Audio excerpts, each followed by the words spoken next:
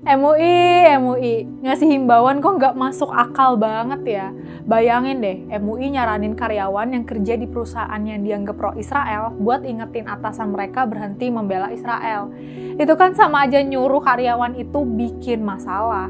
Jadi nih, Ketua MUI Bidang Fatwa Asrorun Ni'am Soleh kasih pesan ke para karyawan muslim yang masih kerja di perusahaan yang dianggap pro-Israel. Dia bilang para karyawan punya tanggung jawab buat mencegah agar perusahaan berhenti membela Israel, terutama terkait tindakan agresi militer Israel di Gaza, Palestina. Pencegahan itu, kata Ni'am, bisa dilakuin sesuai kompetensi masing-masing karyawan di perusahaan.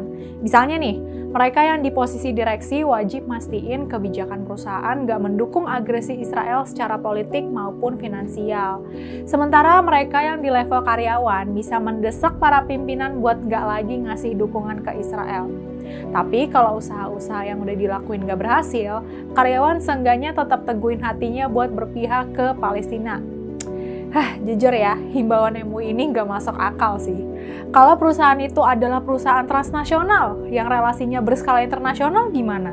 Kan jajaran direksi di Indonesia nggak bisa seenak jidat ambil keputusan. Kebijakan yang strategis umumnya diambil oleh jajaran direksi di negara pusat. Ini nggak cuma soal isu Israel-Hamas aja ya, tapi juga keputusan-keputusan yang terkait langsung dengan perusahaan. Terus di level karyawan nih, coba mikir deh, karyawan itu kan pelaksana di lapangan. Masa iya sih mereka mau sok-sokan ngedesak atasan mereka terkait isu Israel-Hamas? Kalau cuma dapat surat peringatan pertama, masih mending lah ya. Kalau dipecat, emang MUI mau nyediain lapangan kerja buat mereka? Lagian, perusahaan kayak McDonald Indonesia sama sekali nggak ada kaitannya sama McDonald Israel.